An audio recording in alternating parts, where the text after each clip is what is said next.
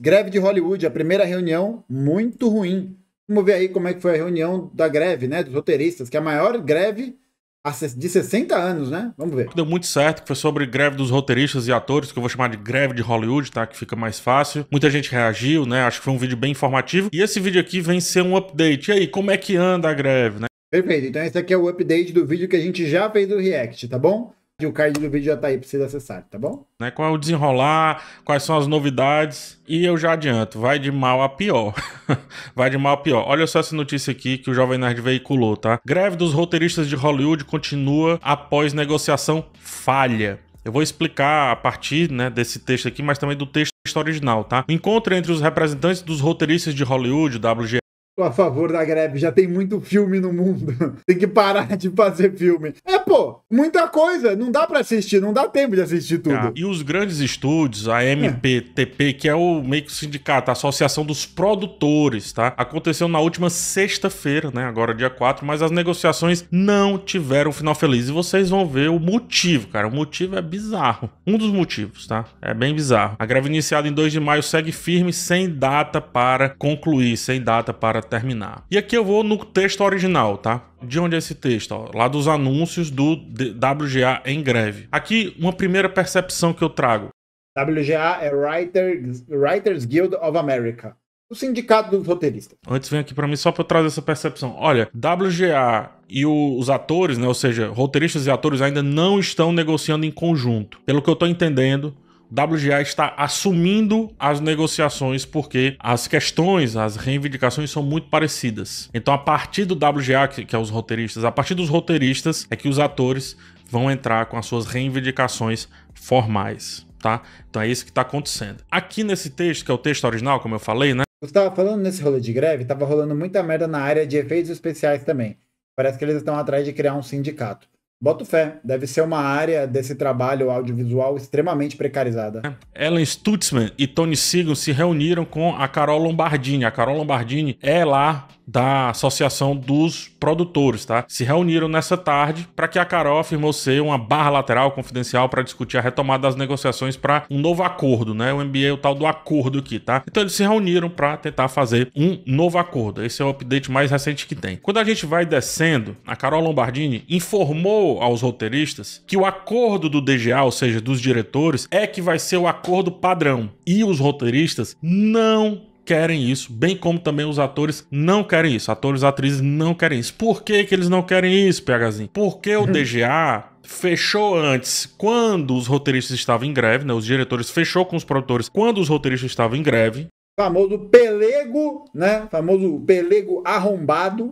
Primeiro ponto. Segundo ponto é que não coloca as questões de sala de roteirista, não coloca a utilização de inteligência artificial, que são demandas dos roteiristas e dos atores e atrizes, não coloca uma série de demandas que são comuns aos atores e atrizes, só que não são comuns aos diretores. Então, o acordo base que a Carol quer fechar não atende os roteiristas. Só que piora, tá? Quando a gente vai descendo aqui, isso é que é muito bizarro, né? A Carol, ela tá pressionando o sindicato, dizendo assim: as pessoas só querem voltar ao trabalho. Como quem diz, vamos lá, assina esse acordo. As pessoas só querem voltar ao trabalho, né? E aqui o documento conclui dizendo que assim, não, peraí, a gente não vai fechar qualquer acordo não, vai ser um acordo justo para todo o espectro de roteiristas envolvidos aqui nesse cenário. Aqui vale a pena a gente ter um ponto que eu acho que é interessante, é uma coisa que o Lenin trata quando a gente está falando sobre qual é a maior arma do proletariado, né? Muita gente diz que a maior arma do proletariado é a sua organização. Eu acrescentaria, junto a esse espectro de armas, né, metaforicamente falando, é claro, a sua intransigência, tá ligado? Eu acho que quando a gente está pensando nesse processo de avanço, né, de pautas, de processos, de medidas que valorizem ou não a classe trabalhadora, a gente precisa lembrar que é só por conta da intransigência da classe trabalhadora, é só por conta do seu, sabe, da sua firmeza, da sua colocação ali absolutamente intransigente, que ela pode avançar.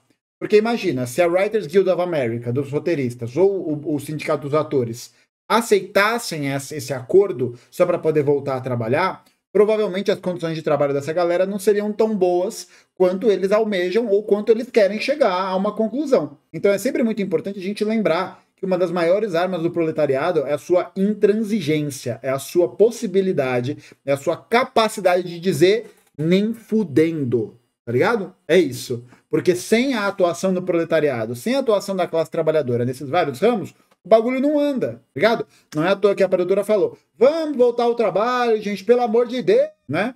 Porque quando os patrões, quando os produtores, quando qualquer coisa te coloca ali uma pauta, eles são absolutamente intransigentes, né? O que é intransigência? É esse processo de você não deixar uma outra pauta que não seja a sua avançar. Uma das maiores armas do proletariado é a sua intransigência, é a sua capacidade, é a sua organização de colocar suas demandas, colocar suas pautas e não arredar o pé. Essa é uma das maiores armas que a classe trabalhadora tem, uma das maiores armas que a gente pode utilizar para poder construir a nossa consciência de classe, nosso processo de radicalização e o nosso processo de avanço político na nossa realidade. O mais grave, que foi o que deu ruim na reunião, é que a Carol, ela disse assim, gente, ó, a gente precisa criar uma cláusula de confidencialidade para com a imprensa. Porque tá vazando muita coisa pra imprensa aí do lado de vocês, as requisições de vocês e tudo. Disse isso no mesmo dia que vazou um monte de coisa dos produtores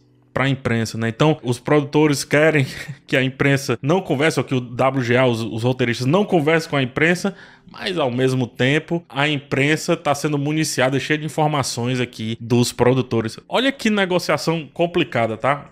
Complicada, né? É aquele negócio, os caras não querem fazer essa revelação dos fatos, por quê?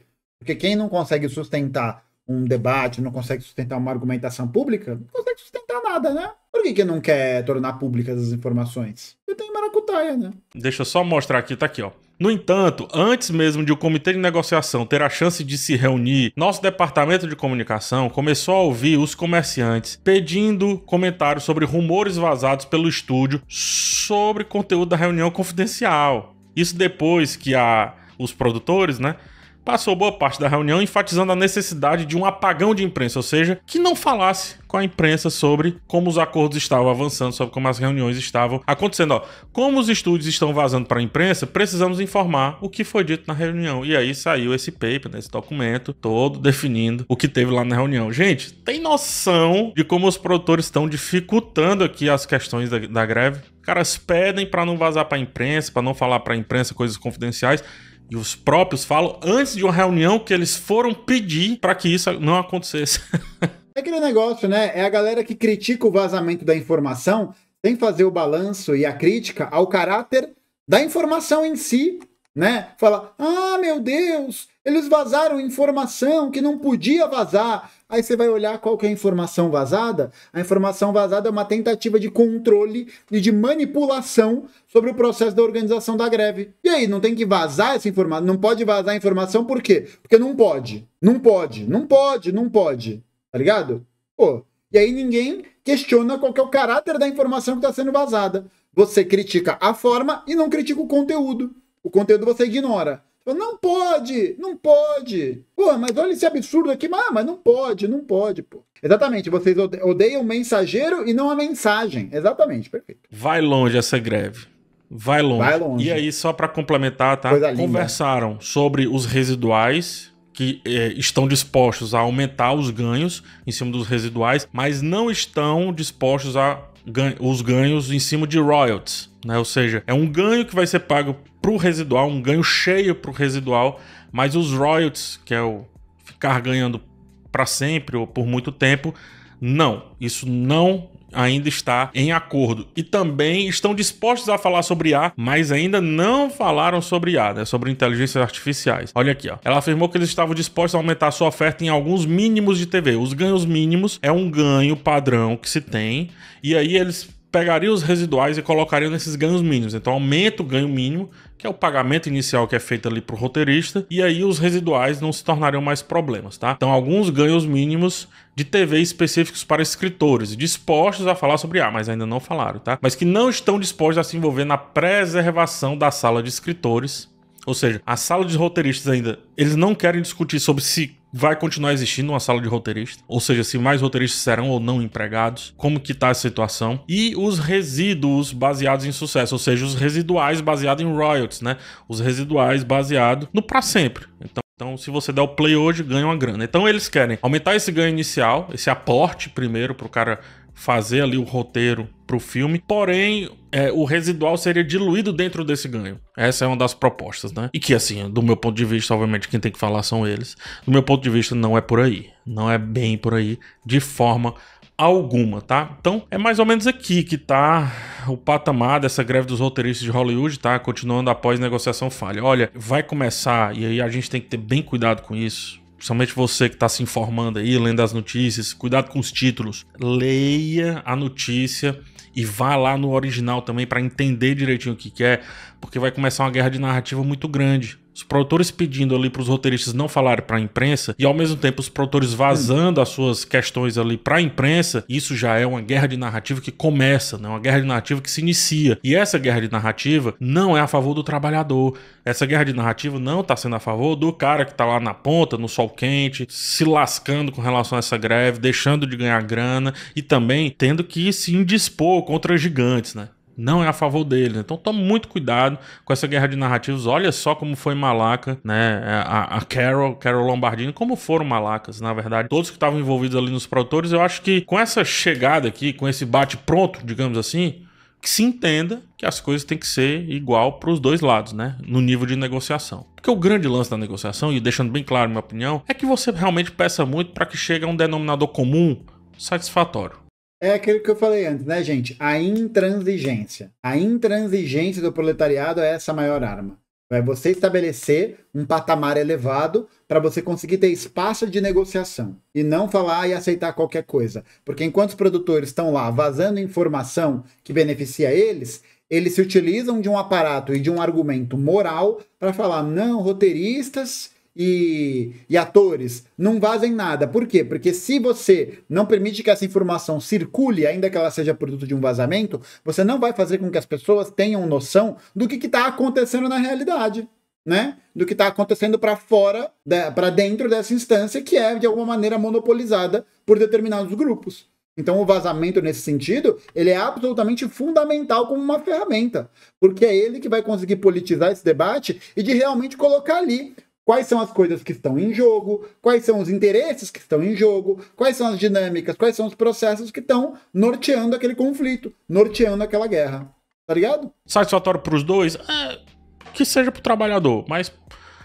É só isso, PH. Pode parar por aí. Tá. Vamos fingir que serve pros dois. Mas que seja melhor pros trabalhadores, tá? Claro. Aí outra notícia, só pra complementar aqui com a greve, né? George Clooney, Meryl Streep e Leonardo DiCaprio doam mais de 1 milhão cada um deles para ajudar atores em greve. Podia ser mais, né? Podia ser mais, né? Não tá faltando dinheiro pro Jorginho Clooney, pra Meryl Streep e pro Léo, né? Não tá faltando, né? Ô, queria, hein? Nossa, queria muito ter um George Clooney, uma Meryl Streep e um DiCaprio pra doar 1 milhãozinho. O que eu vou falar agora vai chocar as pessoas. Gente, $1 milhão não é muito dinheiro. Quer dizer, é muito dinheiro, mas não é tanto dinheiro assim quanto a gente imagina, tá ligado? Eles têm bem mais que isso, bem mais que isso. E aí é mais relacionado aqui ao sindicato dos atores, né? George Clooney, Meryl Streep e Leonardo DiCaprio são alguns astros que já doaram mais de 1 milhão para ajudar atores durante a greve da categoria. Então, de acordo com a fundação do Sindicato dos Atores, o SEG, responsável pelo programa de assistência aos membros prejudicados pela paralisação, já foram doados mais de 15 milhões. Aí tem outros nomes aqui que a gente vai ver, né? Eu lembro de meus dias como garçonete, faxineira, datilógrafa, até do meu tempo na fila do desemprego, disse a Meryl Streep em comunicado. Brabíssima! Consciência de classe. Nesta greve, tenho sorte de poder ajudar aqueles que vão sofrer nessa longa ação. É o Don Tiro? Quem que é? Para se manter contra um Golias. É esse o ponto que eu vinha falando, né? Olha só, o Golias pedindo pro Davi se calar. E Davi dizendo, opa, peraí, não vou me calar não, e vai lá e fala. Mas o problema é vazar a informação, né? Vamos nos manter fortes, unidos contra essas corporações poderosas que estão decididas a tirar a humanidade, a dignidade humana até os humanos da nossa profissão. Olha, e até os humanos da nossa profissão. Esse quem falou foi o Courtney Vance, que ele é o presidente, né? Ele é o presidente dessa associação que ajuda os... Como é que eu posso dizer? Ajuda ali os atores. O óculos dele é parecido com o meu. Esse bigode... E esse bigode... Pera, hein? Do Courtney Vance. Atrizes que estão passando por um momento difícil, né? O presidente da fundação aqui, o Courtney B. Vance, então ele ligou, Leonardo DiCaprio, George Clooney, aí, vocês têm uns dinheiro pra nós aí? Tem, toma 1 milhão de cada um. E é importante, tá? O Dwayne Johnson, astro, doou também 7 dígitos aí, né? E ajudou a começar essa campanha. Aí ele falou sobre o George Clooney e a Meryl Streep, que doaram, né, 1 milhão. E também mandaram e-mails e fizeram aquela convocação do tipo, cadê? Não vai doar não? E aí acontece... Oxe, meu negócio de luz aqui mudou sozinho. Caralho, meu negócio de luz aqui mudou sozinho pro laranja. Caralho, que loucura, mano. Acontece o quê, ó? Matt Damon, Hugh Jackman, Nicole Kidman, Jennifer Lopez e Ben Affleck, né, juntos, né, já que são um casal. Ryan Reynolds e Blake Lively também são um casal Jennifer Lopez e o Ben Affleck são casados? Caralho, sabia disso não. juntos. Então, Julia Roberts, Arnold Schwarzenegger e Oprah Winfrey já doaram aí para mais alguns, para mais de 1 milhão, outros para menos, em torno de 1 milhão. Isso aqui, cara, é o tal da consciência aí, né? Os caras são ricaços, esses daqui são os astros, tá? Eles não são só atores e atrizes, aqui são os astros. Eles estão ajudando, aí sim, os atores e atrizes que estão lá no sol quente, porque eles não estão no sol quente, sequer eles precisam dessa grana, mas eles entendem que a categoria precisa. Então, eles têm a consciência que a classe deles precisa evoluir para que não só eles também evoluam, mas para que as pessoas tenham um pouco mais de privilégios. O que é que eu quero dizer com isso? Sempre falo, privilégio é massa se você consegue trazer outros para o seu espaço de privilégio. E é isso aqui que esses caras estão fazendo, muito bem feito. George Clooney, não vejo esse roxinho indo pro sol quente, mas 1 milhãozinho resolve, pelo menos para comprar. Uma boa diferenciação do PH, né? Eles não são atores e atrizes, são estrelas, né? São astros. Perfeito. A água, ou então ajudar, né, assistenciando ali, prestando assistência às pessoas que, por algum motivo, tenham lá seus pagamentos vencidos, a luz que não é paga, porque não tá ganhando grana por conta da greve, tá aqui, ó. E outra, eu acho que essa galera vai chegar mais junto ainda, porque se depender da greve lá, anterior, vai ter muita doação ainda e a greve vai longe. E quem diz isso, inclusive, é o velho Martin, tá? O Jorge Martin diz que greve dos atores roteiristas será longa e cruel. Logo ele, né? O escritor aí favorito de desgraça alheia. Então, provavelmente vai ser longa e horrível. Olha aqui, ó. O Jorge Martin, ele falou, ó, os estúdios nem estão falando com a gente. Todas as negociações foram encerradas em maio, e aí voltou agora, né? Essa declaração do Martin é um pouco antes, são uns dias antes dessa última sexta-feira, quando teve essa primeira reunião depois das 2 greves, tá? Então é difícil chegar a um acordo quando o outro lado nem chega à mesa. No caso, tá chegando, mas tá chegando com pedidos absurdos, né? Ele fala na Associação dos Roteiristas, em 1986. Olha, o Jorge Martin, ele está associado desde 1986. Tem muita gente que acha que o Jorge Martin, ele... Game of Thrones foi lançado, sei lá quantos anos depois é que deve ter caído o primeiro 1 milhão na conta do Jorge Martin, para que um dia ele tivesse 10 milhões, para que ele pudesse doar 1 milhão para essa greve. Vocês acham que realmente o Jorge Martin ele sempre teve essa grana toda que tem agora? Não, porque nem sempre. Ele passou mais tempo não sendo um astro, né, da escrita, do que sendo um astro da escrita como ele é hoje, conhecido por todos. E aí ele fala, já passou por várias greves, tivemos ganhos em todas elas, mas algumas questões são mais importantes que outras. E a greve desse ano é a mais importante da minha vida. E é muito importante, sobretudo por conta do lance das inteligências artificiais e dos ganhos residuais, os ganhos em cima de royalties, que vão ficar para sempre aí ecoando. Se um mau acordo é fechado agora, o prejuízo é de 10, 15, 20 anos, quando o sindicato vai ter outra força, né? Outro levante para ter outra greve e aí pedir mais ganhos em cima dos residuais dos streams, tá? Então aqui, acho que eu dei um panorama de como que a greve tá nesse momento e só para concluir esse vídeo, uma opinião, tá? Tem muita gente dizendo assim, PH, os estúdios vão colocar na nossa conta. Esse discurso é perigoso. Não caia nesse discurso. Porque tem muita gente dizendo assim, PH, quem vai pagar essa greve, esses residuais, é a gente na parcela do nosso stream. Cuidado com esse discurso. Não aceite esse discurso. Não é assim. Os streams, eles não têm condições de aumentar vertiginosamente. Se um stream, tira da Netflix, que tem lá seus asseclas, seus fãs asseclas, seus seguidores vorazes e adolescentes que gritam muito alto pela Netflix. Enfim, tirando esse Netflix que consegue sim aumentar a sua parcela, os outros streams não conseguem, tá? Não conseguem porque eles estão no nível de competição muito parecido. Então, se um stream sobe muito ali o seu valor, ele abre espaço para que outro stream leve uma parte do seu público, leve uma fatia. Então, não entra nessa noia de que vai ter um aumento nos streams e isso é por conta da greve dos roteiristas e atores. Não. Digo mais, vai ter sim um aumento nos streams, mas não vai ser por conta da greve dos roteiristas e atores, vai ser por conta do aumento que se tem sempre nos streams. Já teve um aumento recente na Apple, já teve um aumento outro dia em vários streams, Netflix inclusive já teve aumento. O stream, sim, a mensalidade terá aumento. Daqui pra frente, acho que mais uns 5, 20, 10, 30, sei lá, porque é assim que funciona o capital, né? A inflação aumenta, aí teoricamente as pessoas ganham mais, teoricamente os estúdios passam a cobrar mais pelos streams e etc. Mas o que eu quero dizer é, esse aumento não é por conta dessa greve, tá? Não é por conta dessa greve. E cuidado com a narrativa que diz que se tiver um aumento no seu streamzinho de bolso favorito, que vai ser por conta dessa greve. Muito cuidado. É o que eles querem que você acredite para que você não goste dos criativos. Quem são os criativos? Atores, atrizes, sobretudo. Que é quem faz o bagulho, essa galera que realmente são as galeras aí que pensam. Que pensam pra gente, para que o filme chegue conforme a gente gosta. O filme, série, ou seja, o que for. Enfim. Dei o panorama da greve e também aproveitei para dar um remate aí com um pouco de opinião. Muito obrigado por ter chegado até o final desse vídeo. Agora se inscreve aqui no canal e também deixa um like, tá? É brabo o like demais, é muito importante e é bem facinho para você. Acho que em 2 segundos você faz. Vai, deixa eu esperar aqui, ó. Pronto, já deu tempo de fazer. Muito obrigado. Eu não fiz? Peraí, não fiz. Pronto, agora eu fiz. Oportunidade. Tchau, tchau para vocês. Bom demais, hein? PH é fera demais, pô, não tem jeito.